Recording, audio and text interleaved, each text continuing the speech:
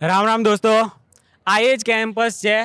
પાછળ બીઝેડ લખેલું અને આજ તક અને લલન ટોપમાં અને એમાં તમે જોયું હશે. અને અહીંયા બેસીને નવી નવી વાર્તાઓ બનાવેલી. જ્યારે એની ઓપોઝિટ સાઈડ અહીંયા બાજુમાં જ હોસ્ટેલ છે અને એ છોકરાઓ રમતા હતા એનો મેં વિડીયો બનાવ્યો તો એ તમે જોયો હશે. તો આ જગ્યા પર બેસીને બદનામ કરવા માંડ્યા હતા બીઝેડને. તો ચારે બાજુ તમે જો આ બીઝેડ જે ગ્રોમોર ને આ સ્કૂલ છે, આ સ્કૂલ હમણાં જ 4 મહિના પહેલાંથી જ બીઝેડે લીધેલી હતી. કારણ કે આ છે ને નુકસાનીમાં ચાલતી હતી અને એ જે ટ્રસ્ટી મંડળ હતું ને આનો ખર્ચો નહોતો ઉઠાવી શકતું, એટલે બીઝેડે લીધી. ને પછી કેટલા જોરદાર સુધારા કર્યા ને એ અહીંયા જ રહેનારા એક વ્યક્તિએ કીધું છે અને એ તમને આ વિડીયોમાં જોવા મળશે. તો આ જગ્યા મારે ખાસ બતાવી હતી કે અહીંયા જે આ બદનામીનો જે સિલસિલો ચાલુ થયેલો હતો ને, તો અહીંયા હું એ જ જગ્યા પર આવેલો છું અને મેં સત્ય જોયું અહીંયા શું છે બીઝેડનું, કે બીઝેડે કોઈનું ખરાબ કર્યું છે કે નહીં. અહીંયા બેસીને વાર્તાઓ કરી પણ એ લોકોએ સામે જ આટલી બધી પબ્લિક હતી, બાજુમાં હોસ્ટેલ હતી, છોકરાઓ હતા, એ લોકોને નહીં પૂછ્યું. પેલા ટ્રસ્ટી મંડળને પૂછેલું હતું તો ટ્રસ્ટી મંડળે ખાલી એમ કીધું કે ખાલી થોડાક રંગરોગાન કર્યો હતો, પણ એ એમ ના કીધું કે આટલું બધું ભોજનમાં કેફેટેરિયા સુધાર્યો હતો, સ્વચ્છતામાં સુધારો કર્યો. અને એવું કેટલું અહીંયા રહેનારા લોકો જે 6 વર્ષથી રહે છે એમણે ખાલી છેલ્લા 4 મહિનામાં એમને અનુભવેલું હતું દોસ્તો.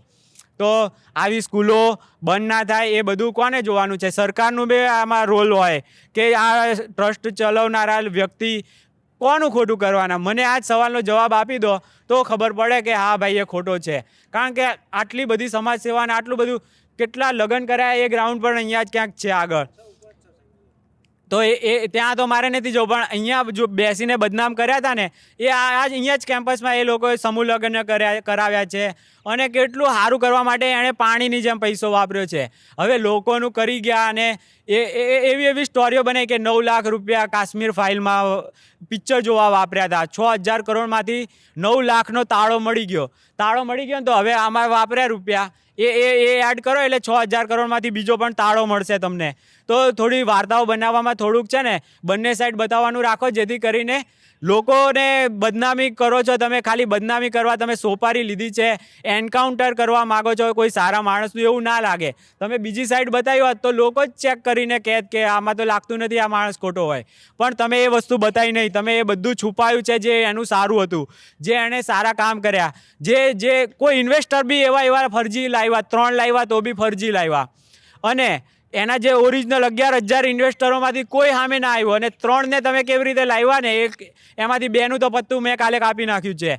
હવે એક બચ્યું છે ને એને મારે હવે કંઈ જરૂર જ નથી, કારણ કે 2નું તો મેં કાપી નાખ્યું. હવે એ સાચો છે ખોટો એ જેને જેમ માનવું એ માનો, પણ અહીંયા આના આટલા સારા કામ છે. 11,000માંથી કોઈ હજુ બીજું નથી આવ્યું, એટલે મારે જેટલું બતાવું હતું એટલું મેં જોયું, અહીંયા આવીને ચેક કર્યું અને અહીંયા કોઈ સ્ક્રિપ્ટિંગ વગર હું આવ્યો હતો અને અહીંયા શરૂ કર્યું. અને તમે બધા જોઈ લો કે કેવી રીતે આ આખું કેમ્પસ ધમધમતું કર્યું બીઝેડે.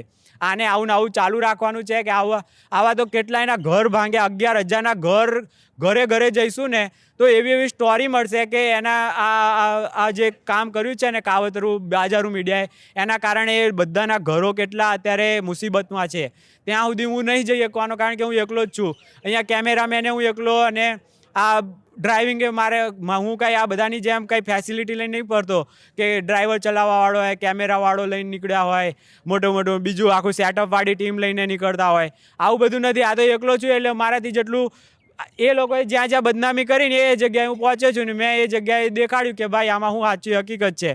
તો તમને પણ મારી વિનંતી છે કે હવે કોઈ બદનામી કરે ને તો એને કહો કે ભાઈ આવું સારું હું કહું છું તો તું ત્યાં જઈને આવા લોકોને પૂછો કે આ ખોટું છે કે સાચું છે, કે આણે તો આવું બધું ત્યાં જઈને વગર સ્ક્રિપ્ટિંગે આટલું સારું કર્યું. તમે સ્ક્રિપ્ટિંગમાં શું કામ તમે કોઈને બદનામ કરો છો?